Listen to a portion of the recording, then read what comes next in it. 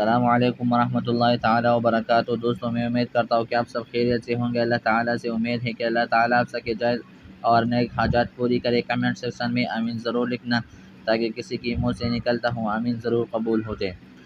دوستو آج میں پھر حاضر ہوں اس نئی وظیفے کے ساتھ کہ اس کو کس طرح کرنا ہے اور کن لوگوں کے لیے عمل پاورفل ثابت ہو جائے گا۔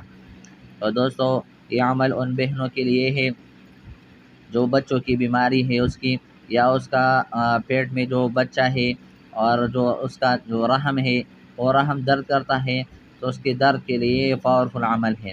تو دوستو یہ چلتے ہیں عمل کی طرف کہ عمل کو کس طرح کرنے ہے۔ پہلے اس طرح نقش بنانا ہے، اور یہ نقش بنانے کے بعد اپنے بازو پر باندھے، انشاءاللہ العزیز صحت یابی ضرور ہو جائیں گے۔ اور جو اس میں درمیان والا حصہ نہیں، درمیانی خانہ جو خالی ہے، اس پر مریضہ کا نام لکھے۔ تو اس کے بعد اس کو لپیٹنا ہے تعویذ کی طرح اور بازو پر باندھے انشاءاللہ العزیز۔ تمام بہنوں بھائی کی جو بچوں کی بیماری ہے اور اس کے رحم جو درد کرتے ہیں، اس کے درد کے لیے ایک پاورفل عمل ہے، انشاءاللہ صحت یابی ضرور ہو جائیں گے۔